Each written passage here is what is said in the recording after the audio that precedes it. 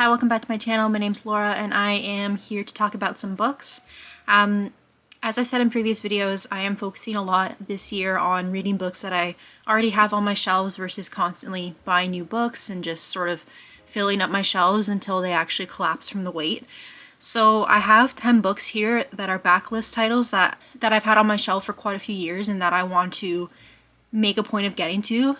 These are all books that when I got them, I was very, very excited to read them, had like the intention of reading them in like right away, minute I finished the book I was currently reading, that sort of deal, and just never actually got to them, and then they went on my shelf and have just been sitting there for a lot of them for years. So yeah, I'm excited to talk about these books. I'm hoping doing videos like this really gives me the motivation to get to these sort of backlist titles on my shelf this year and sort of just remember that they're there and that I was at one point really, really excited about them and still am excited about them. It's just sometimes my brain needs that reminder, I guess.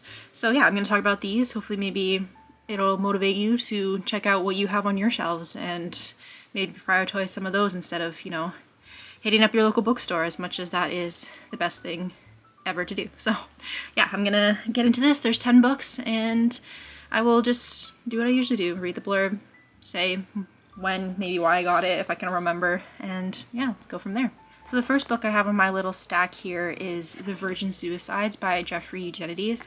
This is such a popular book that I feel like everyone talks about. I read a lot of that, like, I don't know, I guess weird girl fiction, sort of dark, kind of, I don't know, stuff like The Girls by Emma Cline and Ottessa Moshfegh, which I actually have one of hers on here. And this book is like a staple, I feel like, of that genre, or a precursor of it even, and I have had it on my shelves for ages and have never read it.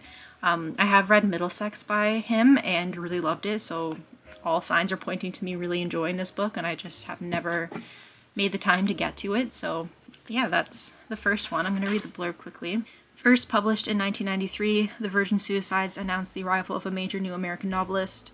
In a quiet suburb of Detroit, the 5 Lisbon sisters, beautiful, eccentric, and obsessively watched by the neighborhood boys, commit suicide one by one over the course of a single year. As the boys observe them from afar transfixed, they piece together the mystery of the family's fatal melancholy in this hypnotic and unforgettable novel of adolescent love, disquiet, and death.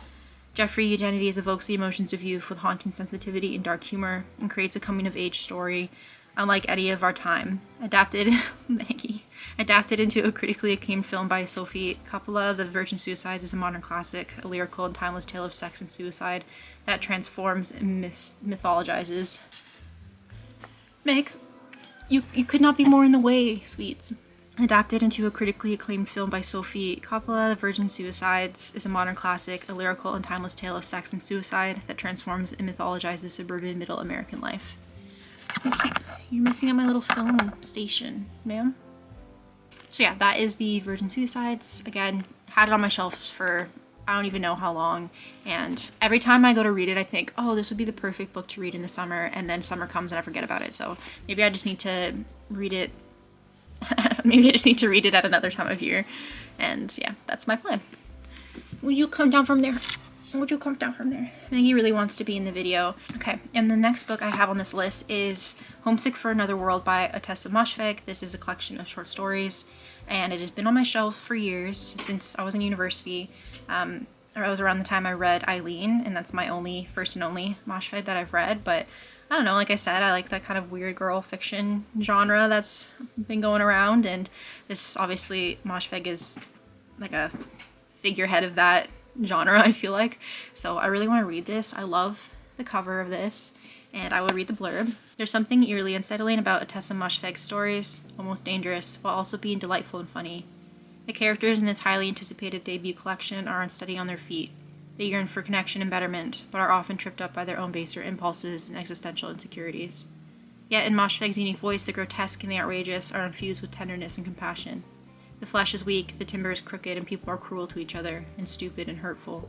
But beauty comes from strange sources, and the dark energy surging through these stories is powerfully invigorating. So I'm excited to read it. I'm not a big short story person in general. I find it can be hard for me to get through short story collections and to feel the same connection to a story that I do for a full-length novel, but I have read ones that I do really enjoy, and I want it to be something that I explore more. So yeah, I'm really excited to prioritize this one. And then the next one I have on this list is actually a book that was written by one of my professors when I was in grad school. She's a writer and obviously taught one of my writing classes. And that is A Haunting in the Arctic by C.J. Cook. I have a couple of her books on my shelf. I got one that I went to a reading of hers when I was at the school, and I got one there. I have a couple on my phone. I have this one, and somehow I've never read any of her books, even though I was in her class and her books are right up my alley, so I really need to get on that, I think. And I really want to start with this one just because it sounds really interesting. And the blurb for this is 1901, on board the Orman, a whaling ship battling through the unforgiving North Sea, a woman awakes. Attacked and dragged there against her will, it's just her and the crew, and they're all owed something only she can give them. 1973, decades later, when the ship is found still drifting across the ocean, it's deserted. Just one body is left on board, his face and feet mutilated, his cabin locked from the inside. Everyone else has vanished. Now, as urban explorer Dominique travels into the near-permanent darkness of the northernmost tip of Iceland, to the final resting place of the Orman's wreck, she's determined to uncover the ship's secrets. But she's not alone. Something is here with her, and it's seeking revenge. So it sounds really creepy. I do really like the movie, what's it called? Why can't I think of the movie? I really watched it recently with my friends. I'll put it on the screen, but basically similar vibe, I feel like, similar kind of plot idea, and I don't know, ship stuck in the Arctic somewhere, sounds creepy, cold, maybe, pretty perfect for this time of year, honestly, and yeah, I was really excited to read it when I first got it, and just didn't, so, don't know why, but I need to do it eventually, so yeah, just want to remember that I have this one on my shelf.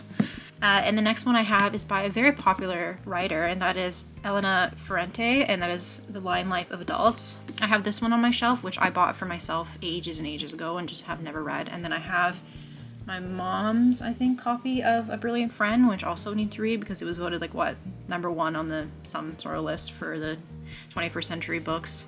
So I'm kind of curious, but yeah, I've heard obviously amazing things about this writer, and I've had this on my shelf, and I remember being so intrigued by this book when I first bought it, and just it sat there for ages. And the blurb for this is, in this powerful new novel by Elena Ferrante, 14-year-old Giovanna is searching for her reflection in two kindred cities that fear and detest one another. Naples of the Heights, which wears a mask of refinement, and Naples of the Depths, a place of carnality and passion, where her guide is the unforgettable Anne Vittoria. Here's another gripping, highly addictive Neapolitan story from one of the greatest novelists of our time. So, I'm very excited to read this. It sounds really good. I like that it matches my shirt. And, good cover. That's really all my thoughts about it, because I obviously haven't read it yet, and I don't have many thoughts, and that is the big issue here. So, gonna prioritize that, hopefully. Although I say that about every book I ever mention ever, and there's just too many, and there's not enough time. And then the next one I have is one that I think I commandeered from my parents' basement, guessing on the fact that this cost $2.75. I did not pick this up in my lifetime. But that is The Collector by John Fowles. And I honestly don't know much about this other than I think it's about a serial killer. I always get this one and Perfume mixed up, which I actually have, I'll talk about that later. But yeah, this is one that I just found in my parents' basement and really want to read and have not, so yeah. The blurb for this is, Frederick Clegg is a lonely young man who collects butterflies, catches them, breeds them, pins them in display cases, pores over their beauty in private. It is his only interest until he won $73,000, or euro, or francs? Where is this set? I don't know. Anyways, I need to learn my money signs apparently. Tell me what that is. You can't see anything. Never mind. Then he captures a more exciting specimen to add to his collection, a beautiful young woman. Seems kind of freaky, seems kind of weird, seems like something that I would enjoy, and yet it sits there and it goes, read me, read me, read me, and I don't.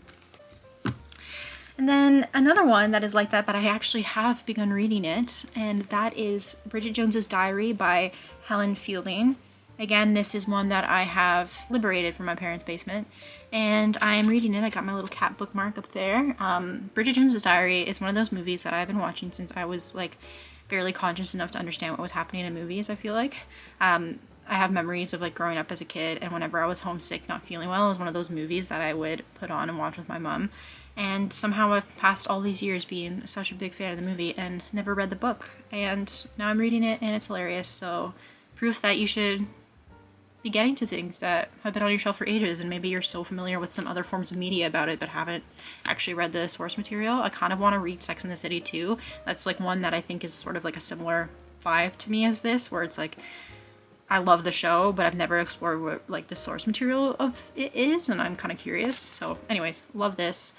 Basically, I don't need to read the blurb because I know the story like the back of my heart, but it's sort of like a modern day Pride and Prejudice retelling. Follows Bridget as she navigates her single 30s life, working in London, feeling pressure from all sides to have a boyfriend and settle down and do all these things, but sort of like, I don't know, figuring her stuff out and being sort of a messy, funny person dealing with these god-awful men. And there's like, again, you know, a Wickham sort of character, Daniel Cleaver, and there's Mr. Darcy, and it's just hilarious. And it's written as a diary, so you're like, I don't know. I know, you know what a diary is, so that's how it's written, and it's just hilarious, and I love it. So that is one that I'm actually getting to, so yay for me. And then, as I mentioned, another one I have on this list is Perfume, The Story of a Murderer by Patrick Suskind. I don't know how to pronounce the umlauts correctly anymore. It's been a while since I've taken German. I don't know if he's German, but that's where I learned about umlauts, basically. And I see this everywhere, and people talking about how weird it is and how creepy, and that's just what I look for in most fiction. So, in the 18th century France, there lived a man who was one of the most gifted and abominable. Like the snowman. In 18th century France, there lived a man who was one of the most gifted and abominable personages in an era that knew no lack of gifted and abominable personages. His name was Jean-Baptiste Guenouille. Guys, it's been a while since I took French too. And if his name has been forgotten today, it is certainly not because Guenouille fell short of those more famous blackguards when it came to arrogance, misanthropy, immorality, or more succinctly, wickedness, but because his gifts and his sole ambition were restricted to a domain that leaves no traces in histories, to the fleeting realm of scent. I guess that is just a blurb. So, his writing sounds good, but what I know about this book is about a serial killer that, like, is a perfumist, and he can, like, kind of, like, smell things more extremely than the average person, and it's kind of weird and creepy, and he kills people. That's my takeaway from what I know about this book, but I just really need to read this and actually find out for real what goes on. Then the next one I have is one I picked up when I was in Vancouver, and that is Rabbit, Rabbit, Rabbit by Nadine Sander Green. Again, another one of those covers I'm obsessed with, and I was so excited to read this when I picked it up. And, you know, it's just been, you know, collecting dust on my bookshelf and looking at me and with disappointment and disdain. And the blurb for this one is, Millicent is a shy 24-year-old reporter who moves to Whitehorse to work for a failing daily newspaper. With winter looming and the Yukon descending into darkness, Millicent begins a relationship with Pascal, an eccentric and charming middle-aged filmmaker who lives on a converted school bus in a Walmart parking lot. What begins as a romantic adventure soon turns toxic, and Millicent finds herself struggling not to lose herself in her voice. Events come to a head at Thaw de Gras, a celebration in faraway Dawson City, marking the return of light to the north. It's here, in a frontier mining town filled with drunken tourists, eclectic locals, and sparkling burlesque dancers, that Millicent must choose between staying with Pascal or finally standing up to her abuser. In the style of Tessa Moshfegh's honest exploration of dysfunctional relationships, and with the warmth and energy of Heather O'Neill's Rapid Rapid Rabbit, illuminates what it's like to be young, impulsive, and in love in one of the harshest environments in the world. So yeah, sounds really good. I didn't know that there was that Moshfegh connection, so I guess I'm like creating an inadvertent theme with this video. But sounds really good, and I like that it's set in Canada. And then the second last one I have is Deakin King Kong by James McBride. This is an author that I've really wanted to explore more. I've heard really, really good things about his work, and yeah, this is one that I got when I was in university and has been sitting on my shelf ever since, and every time I look at it I think, I really want to read that, and then I never think about it again, so story of my life. In September 1969, an old church deacon known as Sportcoat shuffles into the courtyard of the Causeway Housing Projects in South Brooklyn, pulls a .38 from his pocket in front of everybody, shoots the project's drug dealer at point-blank range. The reasons for this burst of violence and the consequences that spring from it are at the heart of Deakin King Kong. McBride brings to vivid life the people affected by the shooting, the victim, the African-American and Latinx residents who witnessed it, The local cops assigned to investigate the members of the Five Ends Baptist Church where Sportcoat was deacon and the neighborhood's Italian mobsters and Sportcoat himself. Drawing from both his masterly storytelling skills and his abiding faith in humanity, James McBride has written a novel that's as involving as The Good Lord Bird and as emotionally honest as The Color of Water, and that demonstrates the love and faith live in all of us. So it sounds really interesting, and yeah, I guess it was Oprah's book club pick of 2020 and one of New York Times 10 best books of the year. So, and then the last one I have is another Canadian novel that I've had on my shelf for a bit and kind of forget that I have, even though it sounds really interesting, and that is The Future by Kathleen Leroux, translated from the French by Susan Oriou. I'm so sorry. I really am. I'm so sorry. I did take French in school, but I am from Ontario, and yeah, that should explain it. And I'm going to read the blurb. In an alternate history of Detroit, the Motor City was never surrendered to the U.S. Its residents deal with pollution, poverty, and the legacy of racism, and strange and magical things are happening. Children rule over their own kingdom in the trees, and burned houses regenerate themselves. Gloria arrives looking for answers and her missing granddaughters, and at first she finds only a hungry mouse in the derelict home where her daughter was murdered. But the neighbors take pity on her, and she turns to their resilience and impressive gardens for sustenance. When a strange intuition sends her into the woods of Park Rouge, where the city's orphaned and abandoned children are rumored to have created their own society, she can't imagine the strength she will find. A richly imagined story of community and plea for persistence in the face of our uncertain future. The future is a lyrical testament to the power we hold to protect the people and places we love together. So it sounds really, really great. I love the cover of this as well. And something that's sort of out of my comfort zone, I guess, with books. It's been a long time since I've really had much interest in dystopia, I guess. I don't know if that's like really what I mean by it, but yeah, just like not something I read a lot of and wouldn't pick up, and I feel like that's probably a sign that I'll really like it just based on past experience. And I'm very excited to be like, read this book now, Laura. And yeah, those are the 10 books that I have that are backlist items on my shelves that I have had for a bit and just forget exist, but sound really great. And yeah, hopefully this motivates me to read some of them and not want to constantly be at the store shopping, but we shall see. And yeah, comment below any books on your shelves that you've been meaning to read, or tell me what you think of these books. Maybe give me some motivation to actually get to them. And yeah, thanks so much for watching. Like and subscribe if you want, and I will see you in the next one. Bye!